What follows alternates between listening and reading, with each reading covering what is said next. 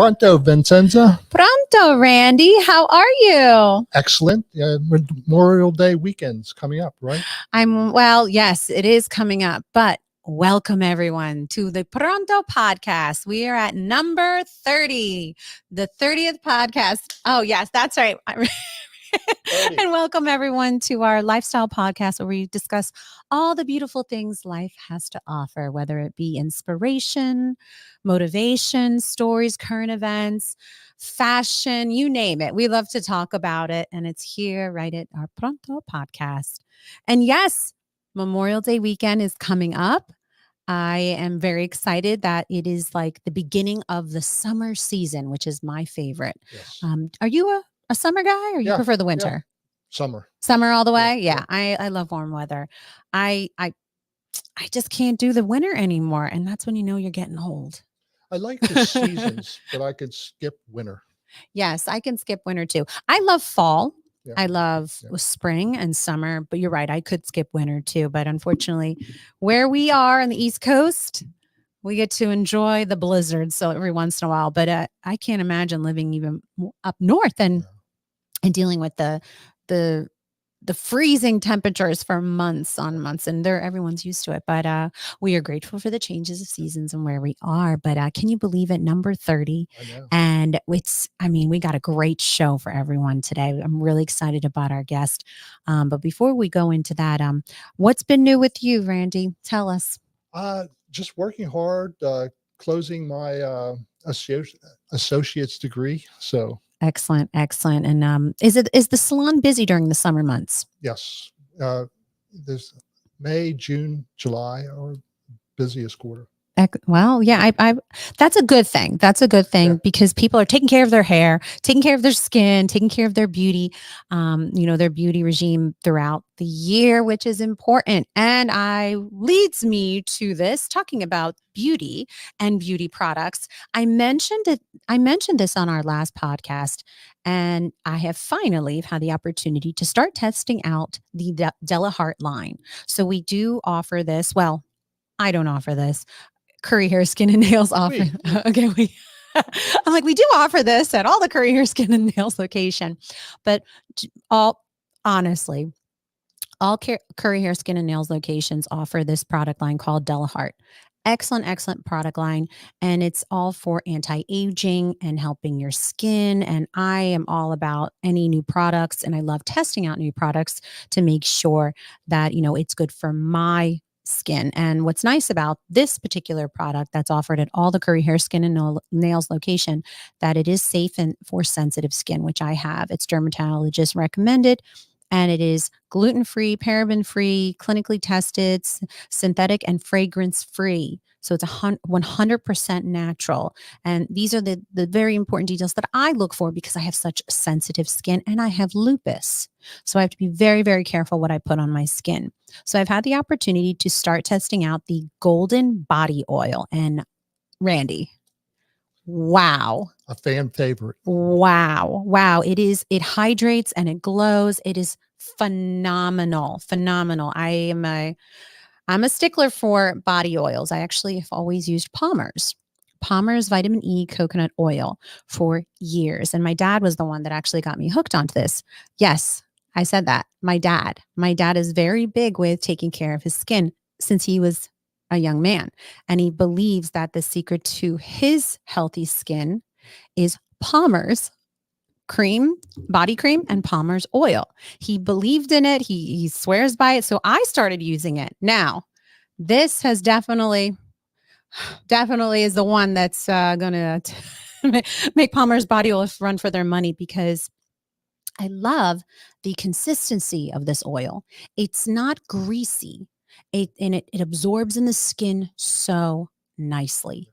So I definitely recommend that you try this. I started using it for the first week, and I'm going to be very honest with you. I'm going to see, how the weeks unfold, but so far impressed. Now it does, this particular product, they do recommend that you brush. I did grab the brush from behind me because they have it displayed right behind in our beautiful display area. And I did grab the brush, and they do recommend that you use this beautiful brush to brush the oil. So once you massage it onto your skin, then this brushing technique.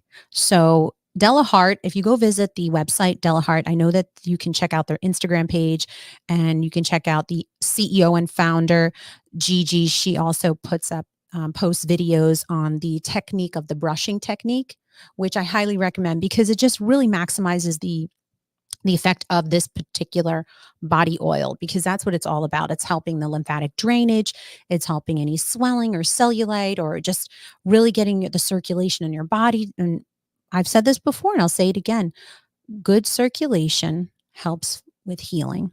So anything to help with healing, whether it be you're not feeling so well, you're feeling fatigued or run down, that's important to do, any type of massaging on the skin. And I definitely recommend this particular technique with the brushing technique. Now, I will talk about the wooden therapy when I start practicing it. I haven't practiced it yet, but I'm very, very intrigued by it because I know that you started offering this type of service at your Facials. Right? the lymphatic drainage. Right. And so have you started with the wooden therapy yet? Yes. Excellent. Yeah, okay. yeah. So I'm very excited to test that out. So I have to book my appointment. Yeah. And the appointments come with the brush. So you leave with the brush that they use on you. Excellent. Excellent. So, it's all a part of the technique that she talks, Gigi, the CEO and founder of Della Hart, which is the product line we're talking about right now. She talks about this on her Instagram page or her website, but definitely check it out. Yeah. Great product line. And I even said this earlier, the packaging is gorgeous. You can tell a lot of work was put into the thought of the whole product, not just the product itself, but the presentation of it. Yes, yes. It's beautiful package. And her family has done this for years. Her mother, grandmother used the brushes, and she has a copper brush for your skin, legs. And, Excellent, excellent. I'm very excited to try the rest of the line. So one product at a time to make sure that I don't have any reactions or anything because I'm so sensitive, but so far so good. And you're coming in for a facial, right? Yes, I promise. I promise. I have to come in for that special facial, the lymphatic drainage and the wood therapy and the brushing. I'm so excited. I'm so glad you're offering that. Well, anyway, talk about beauty and working with different incredible, amazing people. We always feature some dynamic guests here at Pronto. So without further ado, I would like to introduce our guest. With extensive training across the globe, including working on photo sets with celebrities, Giovanni Giuntoli, how about that for you, Randy? What a name.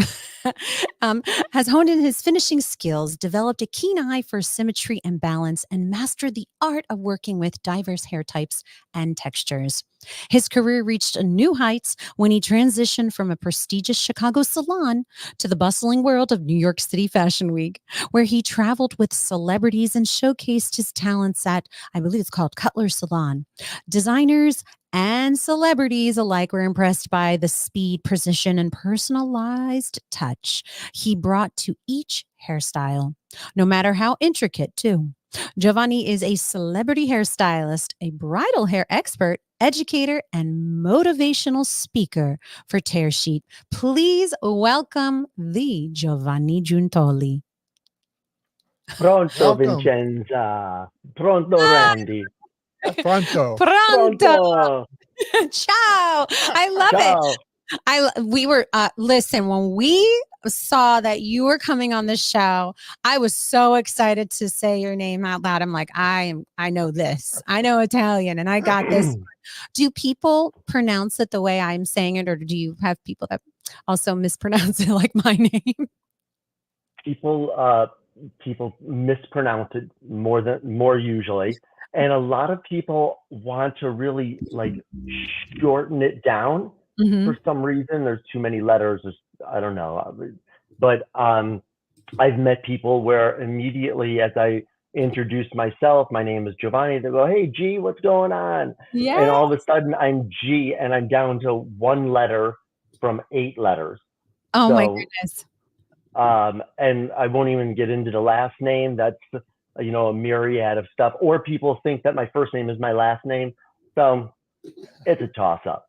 Well, you have a beautiful Italian name. So is your family from, just be careful, Randy. I know we had a little technical malfunction over here. Mic drop. The mic drop. Actually, just hold it. Just hold it. Can you hold it the whole time?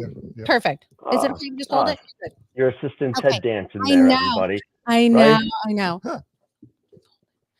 All right. So Giovanni, while we're fixing the microphone right now, because it's so funny. Right before we started, I had noticed it was a little bit lopsided, so we were adjusting it. So I think when we were fixing it, Randy's mic got a little loose. So please forgive our delay. But when we were talking about you joining us last week, because we had an interview last week, when we were talking about you joining us, we were so excited because we had an opportunity. Well, I had the opportunity. I'm sure Randy already knows everything about you, but I had the opportunity to go and look up your resume, in a sense, like look at your background, and wow, you are so accomplished.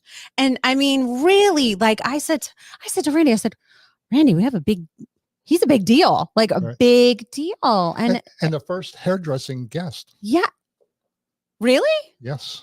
Out of all Really? Yeah. 30. 30. We had a barber. And I'm on Trenta. That's perfect. I love that. Look at that. Even numbers, first hairstylist on. Amazing. Look at that. Well, again, we're very, very excited. So we got our mic fixed. Thank you so much. And sorry about that. Let's go right into it. So let's tell us about how did you get into the beauty industry? Like what kind of opened this door? Tell us a little bit about your background. The short story of it all is I worked a lot of other career jobs, really, starting off young. My first work was modeling and acting. We had friends of ours I went to school with. The whole family were models and actors and actresses. And look at that! Look at that photo. Is that you? That's a gem right there. Oh my goodness, I love that photo. Okay, so are you on the right or the left? Come on, I'm on the left, and the cool guy in the black jacket. Members only. That's great. Oh my gosh, that's so good. And what a deal, right? Under $23 for a jacket like that. Come on. Well, that was definitely a deal. Wow. Okay, so how old were you here?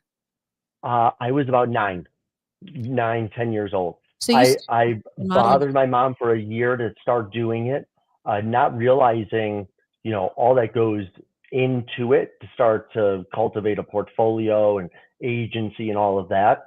And then started slowly but surely booking some jobs. And my first, it was one of those things where be careful with what you wish for. I'm hoping like, I'm going to get great jobs and all this. And I remember being outside, hearing my mom excited that something landed.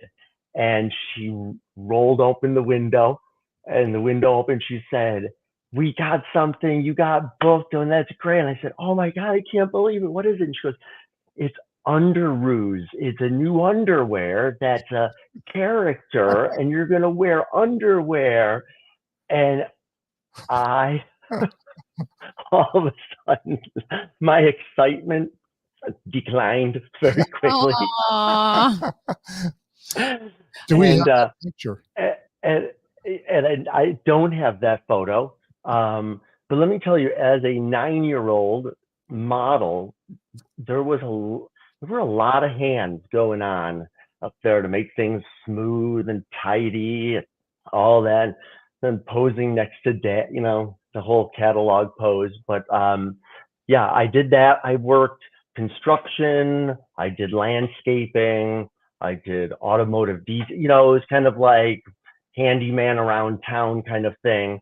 I did some retail. I then worked at Baskin Robbins, and then from Baskin Robbins, made the jump to the hair industry, really. And it was just meant to be a summer job where I was making more than what I was making at Baskin Robbins, working with a friend of mine that owned the salon, whom I had met at Baskin Robbins, and started working there. And it started becoming a conversation, as I had to also prepare to sit down with my dad and explain to him that college may not have been, in my sights, and it would be a challenge for me to find something that I liked for a reason to go to college.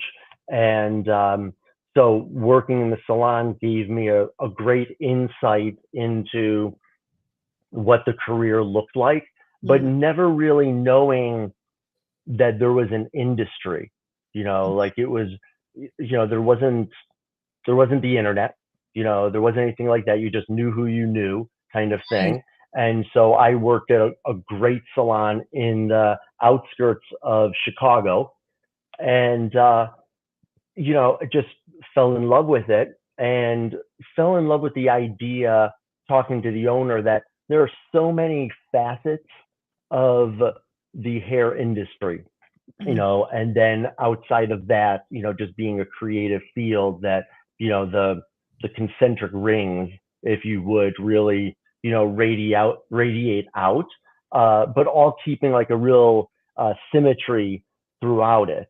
And so that's where I got my introduction to the hair salon and doing hair. Okay. Cultivating my gift to be gabbing and talking. And it took off from there. Went to beauty school right after high school, and started working. Where did you go to beauty school again? I went to Capri Cosmetology School in Oak Forest, Illinois. Okay. So which leads us to how you started your career in Chicago, and then you took this big leap to New York City. So could you tell us a little bit about that decision and transformation it created, the transformation that it created in your life? I loved the energy that I always got from going into the city from being a young kid. I would be driven in by my mom, and, seeing the buildings and feeling the change of energy, throughout the city was really, enjoyable to me. And so knowing then, wow, I can work in suburban salons, but where the real hair was being done, and also kind of the opportunities were happening in the city. So actually, my sister-in-law now, her aunt knew the owner of a salon, Mario Tricosi Salon, in the Chicagoland area. And she kind of said, I know somebody, he's going to beauty school, he's really interested in coming and working at the city, et cetera, et cetera. And so I got the opportunity to have an interview with him and start working in the city. And it's amazing the difference of salons that will immediately put you onto the floor versus salons that have like an education system in it. Because it's like a rude awakening to learn how much you don't know, coming out of beauty school. So that furthering training was really helpful to me. And it wasn't until from working in the salon in Chicago, I got opportunities to get onto the Wella artistic team. I started working with the lead team on doing photo shoots. And it was my first photo shoot that I got to see what my hair looked like on camera, and what kind of story it told. And that Polaroid is what started the fire in my belly to go, this is amazing. What I see and what the camera sees, what you can do with the mood of it. And, it was surreal to me, and it was just something really, really exciting. Oh, I love that photo right there. How many years ago was that photo taken?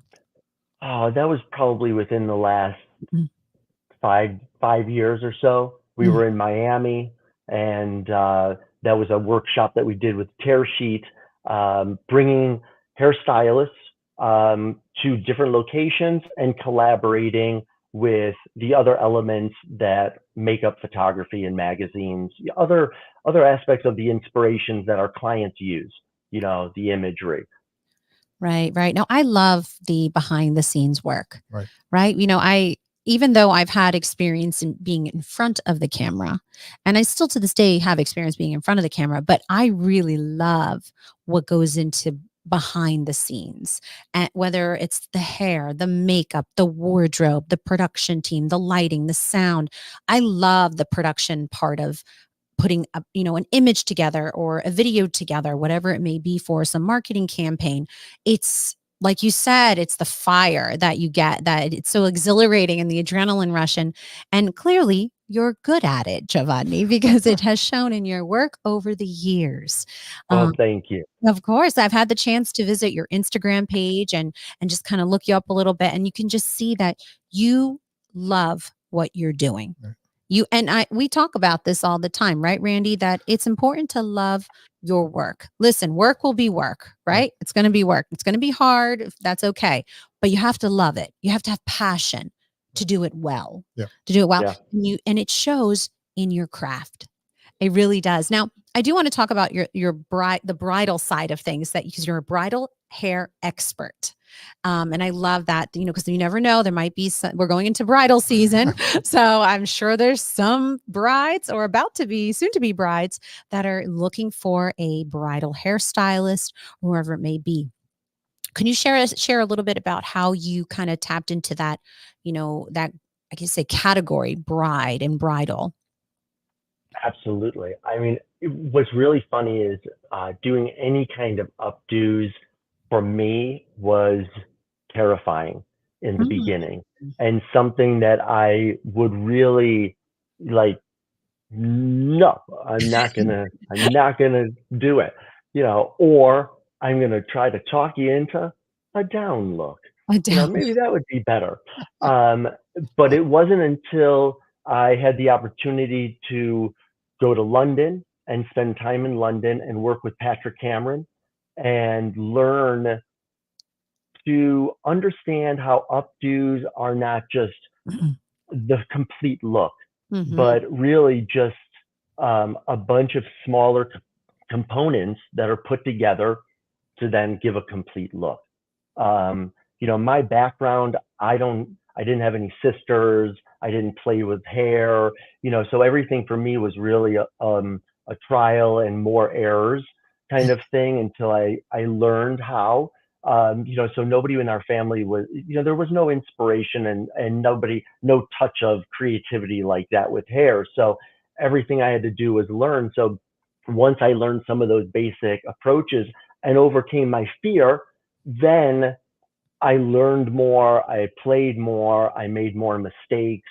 I created more mistakes in order to work with them, and just a better understanding, because for me, again, the creativity didn't come natural. I had to have a process for it and break it down, versus those whom I'm envious of that can just kind of see something and then just Create it.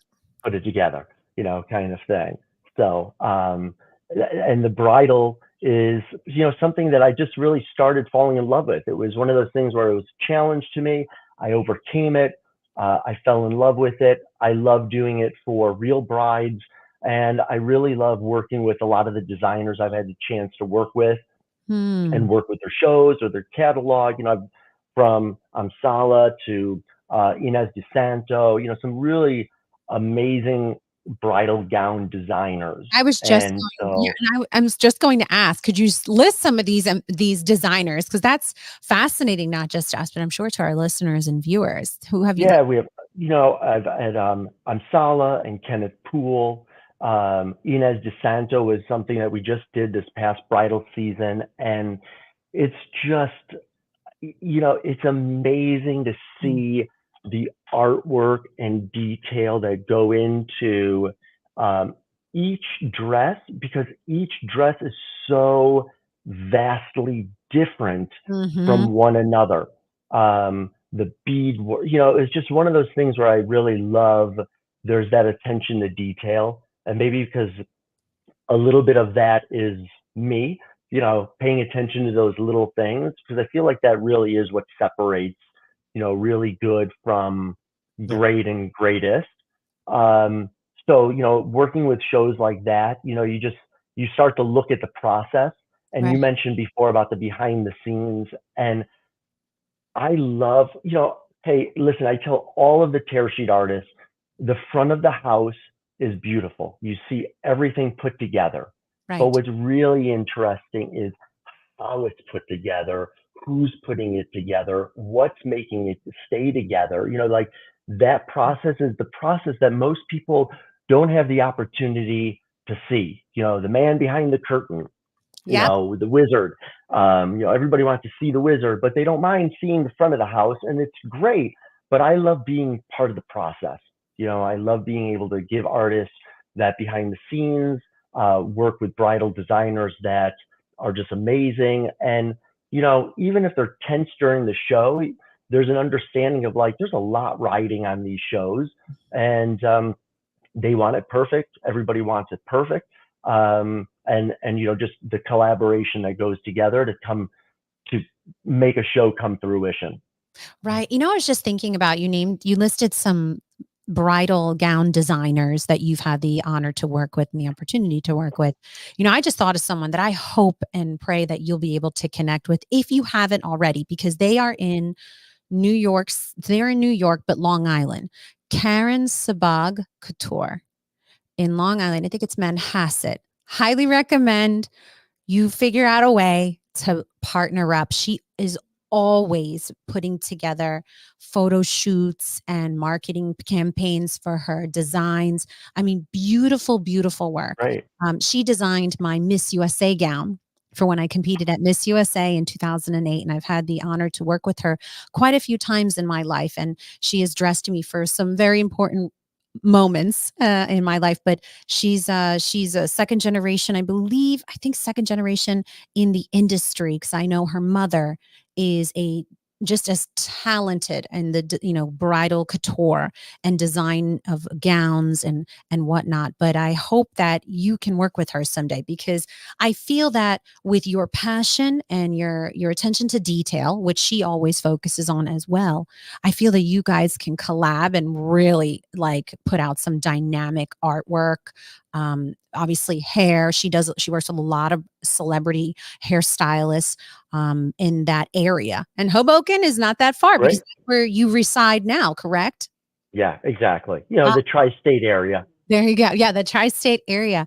But there was an image before which sparked another question, because regardless of the industry, Randy and I are firm believers that education is key, and staying motivated are the keys to success. Could you tell us a little bit more, as an educator and motivational speaker, why that's important to you, and why obviously this picture is somewhere, I believe you were a guest at this particular salon. Could you just share a little bit more about one, education and the importance of Yeah. education in the industry, and how you're a motivational speaker? Yeah, I think education is needed in all industries, Hmm. but I'm lucky enough that this industry is so heavy into education and networking and sharing. Hmm. There's not many careers out there, and I speak to a lot of the salons and hairstylists that I get to have the pleasure of being in front of, to just help them realize like this is an amazing opportunity. It's an amazing industry to be in, and let's celebrate it, because there's not many industries that you get to have such a personal touch with somebody and such an influence on their life, and such a broadening of your network of friends, of people etc. Like really, like the pinnacle in some kind of like a community kind of thing. For me, education meant a lot of things for me. It meant I was able to go in and bring what I knew and share it. And in the beginning, it was noticing also how much I'm taking back as well. I feel like in the very few first years, you're such a sponge. If you're allowing yourself to, you'll really absorb what's going on. How Hmm. can I be a better educator? How can I help that person learn what I'm saying better? How can I make it more clear?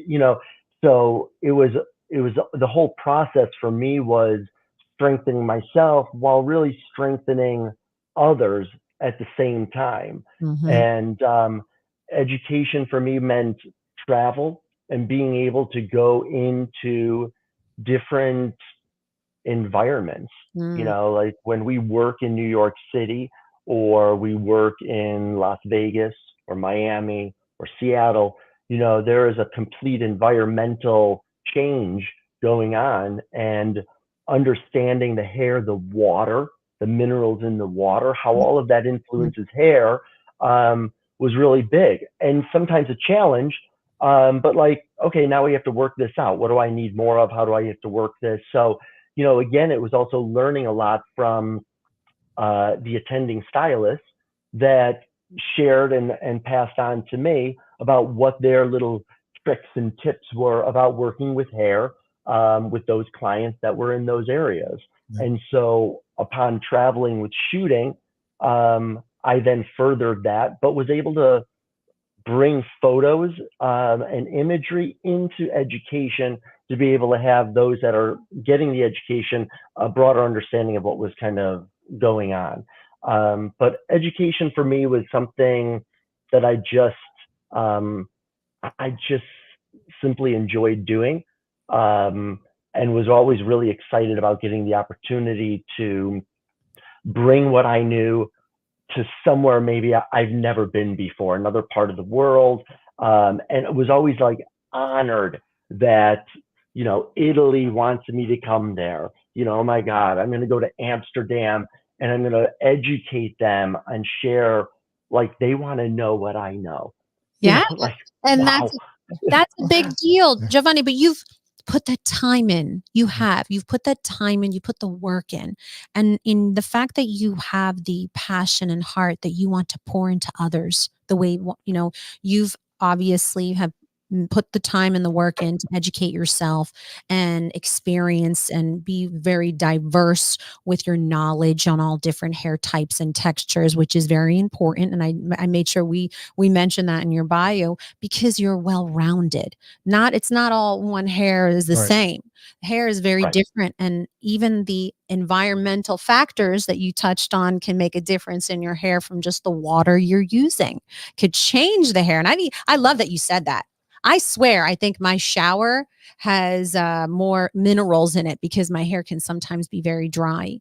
And I've always said this, I'm like, I feel like the water I'm using on my hair affects my hair. And you touched on it, you said it, and that's true. Now, Mhm. because you did your education, because you taken into everything into consideration, whether it's the temperature of the environment you're in, whether the humidity, Right. is it's humid outside, whether, the water, when do they wash their hair? How do they blow dry? I'm sure you're taking all this into consideration, which is important. And you're able to Right. teach others about, you have to think about these very important factors when styling someone's hair. Yeah. I liked Right. how you mentioned London, because London, when I was coming up as a hairdresser, was the epitome of education. Vidal Sassoon, Patrick Cameron. I saw him recently. I didn't even know he was still around. And he does beautiful And work. blonde. Yeah, yeah, yeah. And blonde. I knew him when he had all his hair that he would Oh my flip gosh. around, The do funny, all of that funny stuff. story. I was in London. It's probably like 1990. And I had done a photo shoot like 6 weeks before. And remember the magazine Passion? Yeah. Yeah, I The book that should not be out front. yeah, yeah. I was looking through, and I had a picture on the cover of Passion, and I was by myself. So I was really excited, like I was young, and I couldn't tell anybody. I wanted to say, this is me. This maybe there was no one that knew you. Well, you were, I'm sure you were just celebrating in any Yeah. way possible that you could. But it's going back to how you're pouring into others and educating others and passing your knowledge to others. And that's something that, people that are in your presence, I'm sure they're aware and understand that, you are giving them very good information. And I'm sure people that have this opportunity to meet you, they understand that. But as you continue to pour into others, I'm sure that, I mean, the fact of the matter is that people have the honor to know you and to work with you. And even if they're not a hairstylist, like a bridal gown designer or a makeup artist, to be in your presence. I mean, just from our short conversation we're having here, Randy, I can tell that Giovanni is a professional. And I love that you said your attention to detail, but a professional. And that's surprisingly, from my experience, you don't get a lot of that on set. People don't have those common, the common sense, the common courtesy or the respect. You don't get that often. You don't. And it's frustrating because you think you would. You think it's expected, but it's not. So when you do come across another individual in the industry, especially the beauty industry, that has this level of expertise, talent, the resume, the experience, but also the level of professionalism. Right. We talk about that a lot here. And Giovanni been in the salon a couple times, in our salons and teaching. And one thing is he's down to earth when he's teaching, and he's, identifiable. Right. So like, I can tell. Yeah. I can tell. Relatable for sure. Yeah. Relatable for sure. Approachable. Approachable. Yeah. So Giovanni, let's talk about obviously you've had the chance, you're a celebrity hairstylist, and you've had the chance and an opportunity to work with so many celebrities. And I definitely want to talk about that. And could you share with us a little bit about who have you worked with, or share a story with us? Because that's always really exciting. Yeah. I have two favorites out of many of them. Yeah. I have two favorites. One was Josh Groban, and having a chance to work with him and travel with him and spend some time with him and the team, doing grooming and everything. He was doing press junkets and performing, and another just real down to earth celebrity that was happy, and I think understanding. Like going back to what Randy said about, London, like in London, in England, hairstylists are rock stars. People are like, you're getting your hair, like, it's amazing. You got it done by this person. Like, it is like held to the highest rank. In the US, not so much. Interesting. I didn't know that. Not so much. And, and Mr. Groban was professional and appreciative, and when we were working in professional, get the job done, do it. And when we got to hang out, we got to hang out, and relax, walk. I had the opportunity to do a bunch of things. I got to test flights, Delta test flights, and do all these other special things, and like with the celebrity, and you're like, oh my God, this is amazing. You got to play cool. Like, what do you do? And I'm like, his hair. You got to play cool, right? But that's really awesome. That's really neat. And I love when celebrity stylists, whether they're hair or makeup or whoever they may be in wardrobe, and they share with us how their favorite experience is working with a particular celebrity and how down to earth they are. I love hearing stories like that, because you don't know, when we see these celebrities, on social media or on television or where, wherever it may be in a print, we don't know who they are. We don't have a chance to connect with them or get to really know them. So it's really nice when you share that behind the scenes, how they are really. And before I tell you who my second one is, to your point, like a lot of times when I and the team are doing like the Red Dress Fashion Show, where it's all a celebrity backstage. They're all walking celebrities. We get, 3-4 hours with them. And, what's interesting there is they're nervous about walking as well and being live versus being on camera where it's recorded. So it's very interesting to be at that kind of that humble level with them. And there's rehearsing things and walking and doing that. But we're only getting a few hours with them, and there's a connection, but not like being able to travel with them and spend some Yeah. behind the scenes time with them. Gotcha. Yeah, no, that's interesting. Yeah. So wait, who's your second? So Second my favorite? second is still my childhood hero, Bruce Springsteen and the E Street Band. Oh, Wow. so That one, favorite uh, celebrity you've worked with? yeah, that was my favorite. That was my favorite because it's somebody that I remember, getting up at 1 a.m. because there was an interview going and flipping the tape and then pushing record and play at the same time so I can listen to the interview while Springsteen was on the interview and playing all these, new songs and stuff like that. It was a favorite of my brother, so we really grew up with that name, around the household. And when the call came and I was able to join my friend and travel down to Atlanta and spend time with that group, it was like you had me at brew.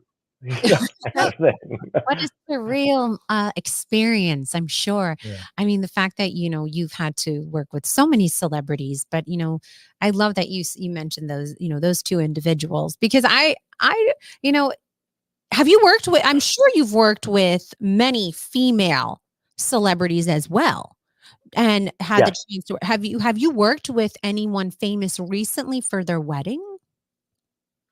Not for their wedding specifically, Hmm. but more so for the red dress show and the Okay. celebrity show. We worked on Bellamy Young and Elizabeth Green. We had Sophia Coppola there. So we were all doing more formal dressing. For them to be walking the catwalk and the red carpet and everything. So not so much for bridal, but the difference between bridal and red carpet is just a change of dress, Uh-huh. so being able to still dress hair up in that understanding, yeah, dress it in whatever you want, I'll call it accordingly. Tell us a little bit about this red dress event. I think I'm visualizing it in my head, and I think I know which one it is. But I want to make sure that I'm thinking of the same one you're, explaining to us. Could you share a little bit more about what this red dress event is? Yeah, so this is the American Heart Association Yep. This is Red Dress Collection, this is a bit. That's a big and event. Mm-hmm. huge event, Mm-hmm. and they've been putting it on for the past maybe 10 years Mm-hmm. that I have been working on the show, co-working with the team. And about 6 years ago, then got the call to bring in the tear sheet graduates into the event. Because every year I noticed there were different leads working with the show. So I was getting called, or my agent was getting called by different individuals Mm-hmm. that would have a chance to work the show from year to year.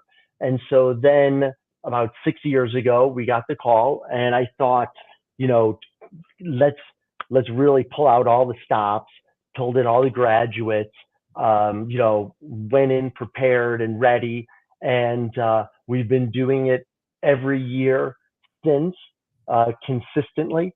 And so it's a big honor, and it's an amazing opportunity for hairstylists to that work behind the chair, 25 hours a day, every day, and to come and rub shoulders and do hair on a celebrity. It might be somebody that you watch on Instagram. It might be somebody you're watching their Mm-hmm. show. It might be somebody you grew up with. The range of celebrities that are there are vast, are vast. Yes. And, to be able to go, you're a hairstylist, you know how to do hair. It's now take your mind out of the salon, and now we're going to apply it to a person. They're on camera a lot, that's fine, but they still have hair. We're still going to do beautiful hair, and we're going to treat them like we do all of our clients. Right. And every year it's amazing, and to see who we get the chance to work with and see the faces on our team to be able to go, oh my God, I just worked with Sheryl Crow, or I just worked with Miss America, because every year we get to work with the new Miss America. Yep. So Mhm. it's just like, I'm so glad to be able to open the door up for those opportunities to hairstylists that work in small towns and maybe don't think or aspire to do editorial work. It's not around them, but sure enough, we can get you to be able to get some exposure with celebrity. Yeah, I know. That's you said it earlier that the Miss America winner always attends the event, and I've Right. seen this throughout the years, and that's how I know about this event, because beauty queens tend to model in this particular event, but there are so many influential people that are modeling in this event, all ages, all sizes, all walks of life. They could be, like you said, a social media influencer, an A-list celebrity. They can be a singer, a songwriter, whatever it may be. But it is a very impactful event, and the fact that your Tear Sheet members get to be a part of that is significant. Which leads me to my next question. You are the artistic director and founder of Tear Sheet. And I want to talk about this. I want to talk about it some more because we've mentioned it. And I really want to just dive into it even more, because you've immersed your educational program for beauty professionals all together and really have brought it to light. And tell us a little bit about your inspiration for creating this company and brand. Well, Tear Sheet was created for multiple reasons. First, me really noticing that there was a need for this type of education, for this type of exposure, for this type of understanding, seeing that imagery was our way of communicating with a client. Mm-hmm. And if we don't get a chance to get a clear message from the client, then we have less of a chance of hitting the mark and delivering the desired results for our clients. Mm-hmm. No longer I feel that, music, used to be the international language. Now it's like, no, imagery is, we know what we like, we know what we don't like. We could bring images in to show color, shape, texture, et cetera, and really be able to get our message across. The problem that I saw was there was the salon hairstylist and world where the client brought in the image, and there was the hairstylist that was creating the hair for the image.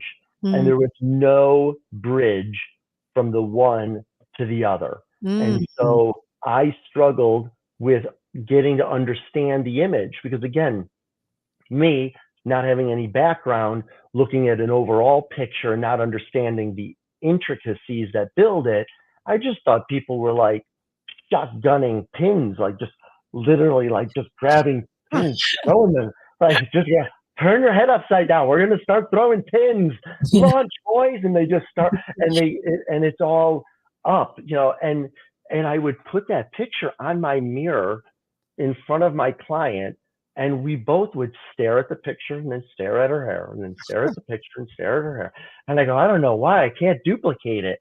And it was like that moment in your career when you stop doing hair to just do hair, Mm-hmm. and you start doing hair to do hair for the person.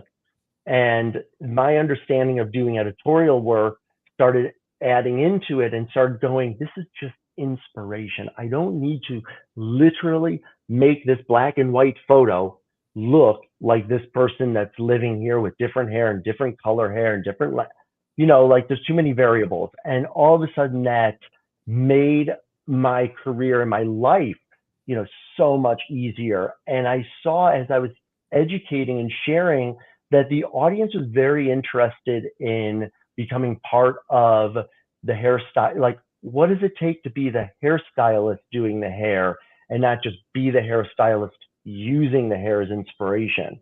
Mm-hmm. And I started going, boy, I really worked hard, and some of it might have been my stubbornness to just not bend and go the route that everybody else was going. I wanted to do my own thing and just go through the trenches, of getting that agent and getting the first shoot and booking, and doing it. I don't want to say grassroots, but I think that's more understandable, like really just going from the underneath up. Mm-hmm. And I I think it was when I saw the magician, the masked magician, that was ruining it for all the other illusionists and magicians, and they were sharing what made that plane disappear in front of your eyes. And I went, what? You're going to show me how this job is done? And all of a sudden, I was like, more people want to see how it's done. They want the opportunity. And I started noticing from my educating, and at this time I was educating with the Redken, I started noticing how to educate for the learner, for the attendee. I also noticed that, you know, once we said goodbye to attendees, that was it. You know, we hope you come back. I hope to see you again, you know, and that's it. And I said, there's got to be a way for us to help the attendee learn more, but also to stay connected with them and start building another network within it and build a team. And that's why we started building the Tear Sheet Artistic team from the graduates, because those graduates have already kind of passed a few tests. Do you understand hair? Can we shoot with you? We have a collection of imagery.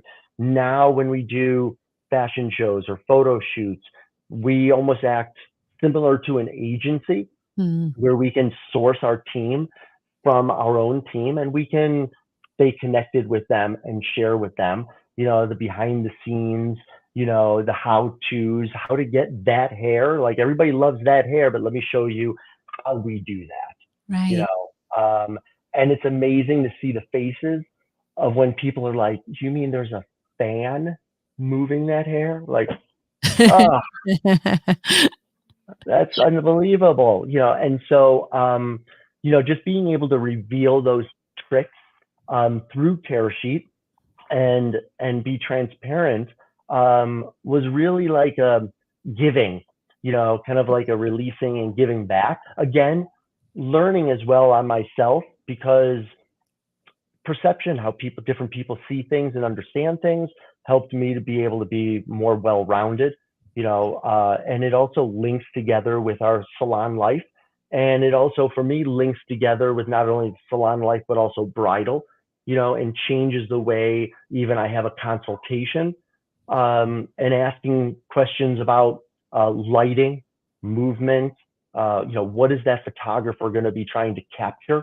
You know, and therefore then we can give the photographer something to capture versus letting them wait for the right moment and their shadows and straight, like, you know, let's have a next level conversation with you and where you're going with imagery, and therefore helping the hairstylist doing that as well within their clientele in their salon. Where did you get your inspiration on the name Tear Sheet? Well, it was first Loop Studio. Now, there is a loop, like a jeweler's loop, to look at contacts, right? Like small images. And that loop spell is Loupe. Okay. But everybody was calling it Lupe Studio and wanted to know who Lupe was. Oh. And I was like, I gotta change. I think we gotta change the name. I had a partner at the time, and it's one of those scenarios you go, it's never going to happen to me. And then you're like, oh my God, I'm like the poster child of that exact thing happening to me. And really found that Tear Sheet is a name that we give to the images that we either used to tear out of a magazine or that we download now from an image or screenshot and put in our portfolio. Those are tears. Those are tear sheets, you know, to show our work. You know, and for hairstylists in the salon, it's your images of, you know, your portfolio resume, you know, of the hairs you've done. I've just posted recently, I really feel that beautiful hair promotes more than the spoken word now. You know, you're not going to get somebody to read something unless they feel in their eye that something is beautiful enough to click and read further, you know. So we got to create and put out some beautiful hair so people can either want to see what it's about or want to have it. Good point. Good point. Instagram was made for hairdressing, right? Yeah. Yeah. Oh yeah, for Yeah. sure. It's definitely an excellent tool for all hairdressers to take advantage of. It really is because it's visual And imagery. and that's why it's so important that we understand what's going into creating the imagery that is stopping people from scrolling. You know, Mhm. why does Target and Armani and all these other top brands or household name brands, why does this image grab our attention? You Right. know, with that understanding, we can therefore then apply it a little bit more to our work, so the client sees our work as not just behind the scenes iPhone, camera there, but a next level and a little bit of that attention of like raising the bar and going for what they see, getting noticed, standing out from the ad nausea that goes on. Right, right. And just so for any of our listeners and viewers, if you would like to follow it's called at Tear Sheets with an S on Instagram, correct? Yes, Giovanni, I just want to make sure that, oh, here we go. Right at the bottom. Definitely that's follow it. all three Instagram That's handles. it. That's what I want to make sure. I want to touch on that. And I do want to mention this because this is a question from one of our listeners. What has been the best part of your job? The best part of my job has always been the connecting with such a vast sea of people Mm, that do a vast sea of things, and to be able to tap in even for 45 minutes, an hour and 15, to be able to have the moment to tap into I asked everybody, what industry are you in? What do you do? Tell me oh, it's boring. Oh, it's just numbers, it's boring. No, it's not. It's not boring. Like, it's something that I'm mhm. not doing that right now. I'm doing hair. So tell me about something that I'm not doing. And it's just that I feel that's something that really drew me to it, was the salon owner that I had met through Baskin Robbins. The people he knew, like, I know that car dealer, I know the person at the bar, I know the owner of that bar. We can go, and like, hey, how are you? How people say, I just went, he is like a celebrity, but like in the know kind of thing. And Right. I just think that, if we just listen and find more out about a client and stuff like that, just for me, that gives me the juice. Like, when I see new clients, I'm like, ooh, somebody new. Oh, I wonder what they do. And I start having this narrative in my mind. That You was know, the idea behind Pronto. Oh yeah.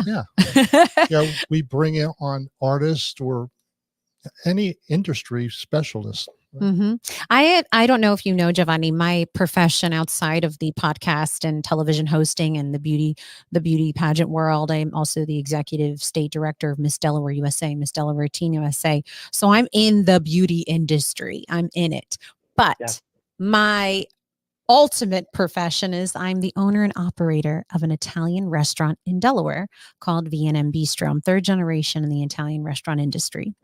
And my favorite part of my job is the same answer that you gave as the favorite part of your job. I love meeting new customers. yeah. I love it. Not that I don't want my existing Oh, we customers love and then go, what, he doesn't care? we Like, love them. no, we will We, continue our we story. love them. Right. We'll Right, continue as I get to know you, and right, but right. new ones are, it's Yes.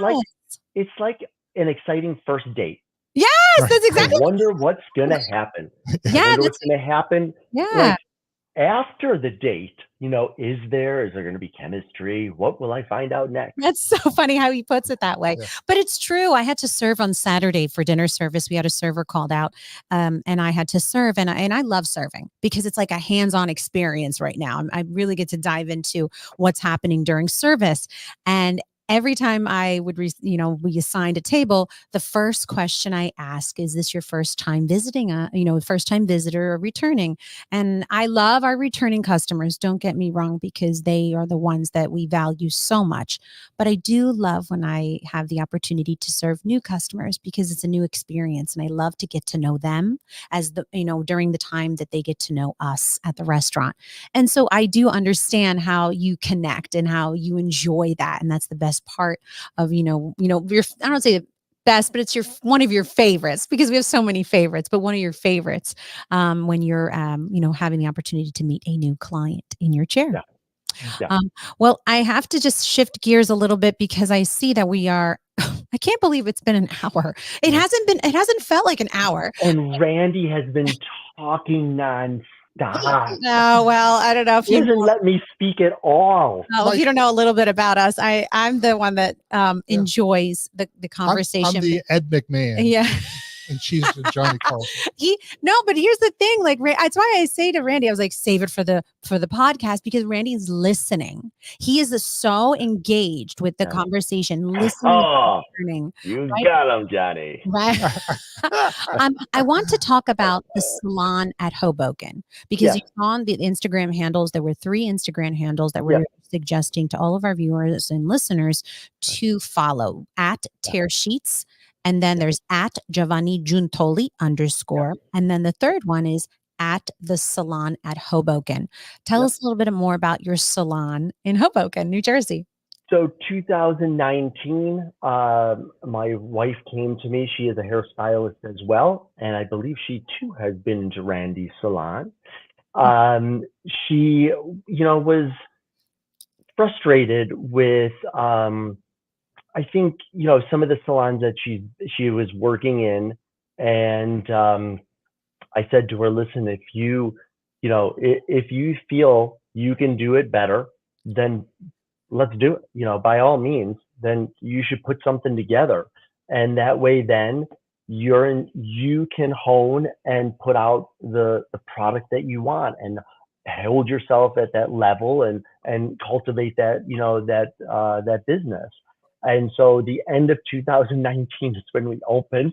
A few months of finding a space, and we found a great, like an intimate 4-chair with another private room, real simple and clean, with floor-to-ceiling windows.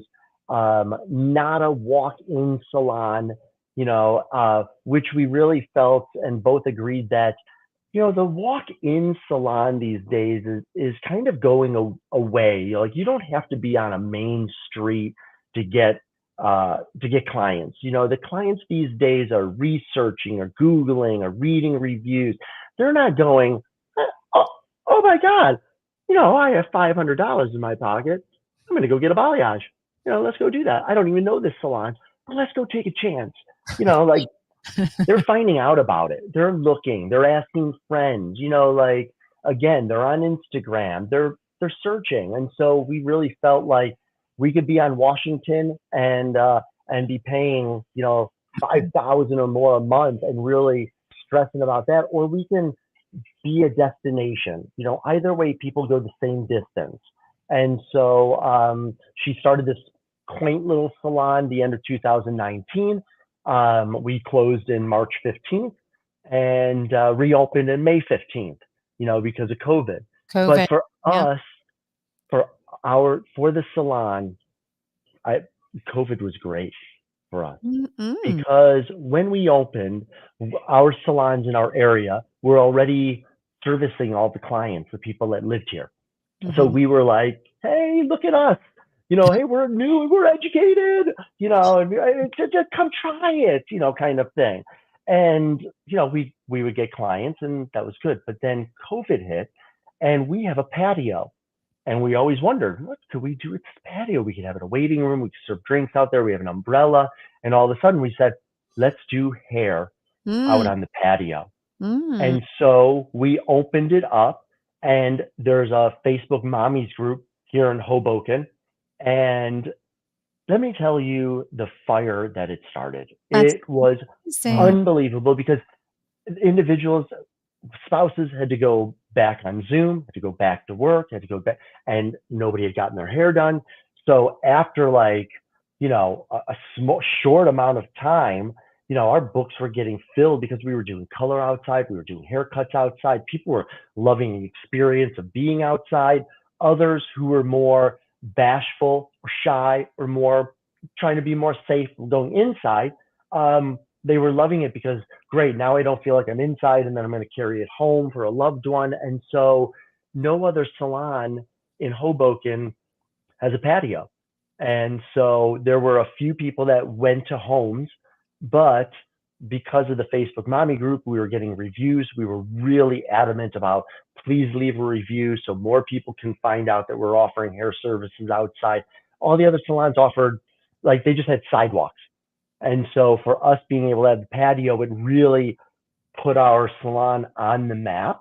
And I really feel like it's one of the top 3 here in Hoboken, busyness wise.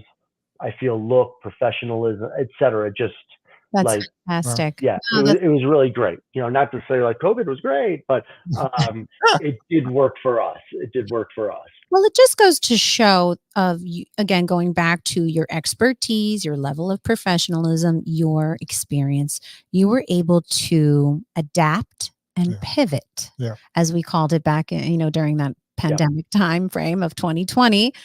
You were able to pivot and adapt your salon and how you structure things and how you operate to accommodate what was being thrown at you, because that's really what it was. We were being thrown things left and right, and we had to just pivot and adapt the way we saw fit was best for any particular salon, the way you saw fit.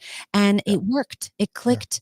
And that's amazing that you were able to prevail and be successcul. Yeah, education has changed quite a bit. The way people are educating and and getting education, we've had to pivot in that realm as well. As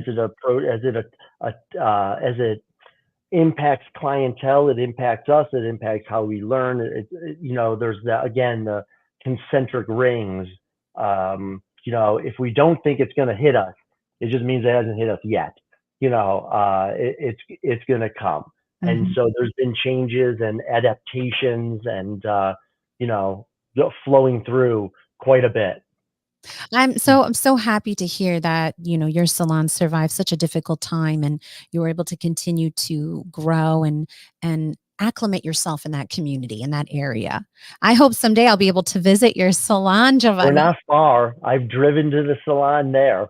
I have family in New York. I have lots of. My family's originally from Brooklyn, New York. They moved to Delaware 40 years ago. My parents moved to Delaware over 40 years ago to open up a pizzeria here in Delaware, and they never left. But we still have lots of family, lots of friends in New York, even in the city. So I know a little bit of Hoboken, actually. I know a little bit of Hoboken. So next time I'm in that area, I'll do my best to stop by and visit your salon. I mean, it sounds we'll have an espresso. Yes, we'll have an espresso. That's right. I like your thinking. Well, Giovanni, we are at the end of this incredible interview. And at the end of all of our interviews on our Pronto podcast, we like to ask all of our guests this traditional ending question. So the question is, if you could interview someone from the past or present on a podcast, who would it be and why? I have 2 that I would do. One is present and one is past. Okay. I would like to get back onto a podcast and I would interview Bruce Springsteen again. I love that. Okay. I would have a different approach, different feeling, like I'm not on the job. I'm now in charge. I think that also because of, time change and his exposure, like there's a lot of things that have gone on in everyone's life and people have pivoted, et cetera. My second person, and the reason, as I stated before, childhood friend, somebody I had to work with, somebody, again, who shows up in the strangest places, Springsteen, like he's playing for a president, or he's on Curb Your Enthusiasm, or he's doing, like sometimes I'm like, what is he doing? What is he doing there? Oh, what? Or he's on stage, somebody pulled him up and he's on stage playing. And I'm like, amazing. This guy gets around. Especially for his age, he looks fantastic. My second would be Gianni Versace. Yes. Oh, that's a good one. The piece behind me was a gift from him. and the team at the the Fifth Avenue Street boutique. Because when they opened, I had started doing all the hair for all the employees. I'd gone in there, I introduced myself. I said, I'm down the street and I want to be able to take care of everyone here. And I thought that would be a great way to get in front of Johnny. And so when they had the big grand opening, I got on the list to walk the red carpet Amazing. and sit and talk to Johnny. And, and this ended up then as a gift for me afterwards, as a thank you for helping the team and helping the studio grow. So I really feel like, his taste, his approach, his life was just very interesting, very vibrant, and so I would sit down with him and be able to talk a little bit further. Wow. I love that. Really. I love that. That's really great. And what story. a beautiful gesture that he gifted that beautiful momentum behind you to, just to remember that moment, that time. Yeah. And I love that you feature that in this podcast. That's a great idea. That's her backdrop. What a great idea. Yeah. Well, Giovanni, it has been a true honor and pleasure to speak with you and learn about your history, your story, and what you are, what you're doing today and how you're pouring your knowledge and wisdom into others. And anybody that has the honor to, learn from you, I mean, they're lucky. Yep. They're very, very fortunate, very lucky. And we feel, again, honored to have you on our Pronto podcast. And we wish you continued success in everything you're doing. Thank you. And it was a real honor. Thank you for letting me share and have the exposure to your viewers, and be able to, kind of share my brand and, my history. So I hope everybody found it useful or at least entertaining at moments. And I really appreciate what both of you are doing with this and letting me share my voice. Excellent. Excellent. Well, you have a beautiful day, and I hope to see you in person. Yeah. Ciao. Sounds good. See you soon. Ciao. Oh, Randy, what an excellent guest. Yeah, he's great. I mean, I felt like we went over an hour. Right. I think I even started a little sooner than usual with our opening banter because I was looking at the clock. I always keep track of the time, and we went over an hour. We can talk to Giovanni for hours. I really feel like, I definitely look forward to that time, that moment when I've had the opportunity to visit his salon, because I am going to definitely catch up for an espresso. I definitely will. He's really down to earth. Yeah. And really great guy. The stories. Yeah. Oh my gosh. The stories. You could tell he is a gift, definitely the gift of gab, but being able to be, you listen, I think of, I'm not a hairstylist, but in my opinion, the more that I've had the opportunity to learn from you, Randy, and being in this environment and learning more about the beauty industry, I think what makes a very good hairstylist is that they have to not just be able to talk, but to be able to be a good listener. Yeah. Am I right? I think that's more important. Yes. Like consultations is the most important thing to hairdressing. Yes. Understanding what a person's expectations are is big. Yes, significant. Well, again, another great episode. Stay tuned for our next few episodes. We have achieved number 30 today, and what an honor it was to have Giovanni Giuntoli on. Giovanni Giuntoli. Right? All right. Well, anyway, thank you for joining us for our 30th Pronto podcast, and we look forward to our next episode. Pronto, Randy. Pronto, Vincenza.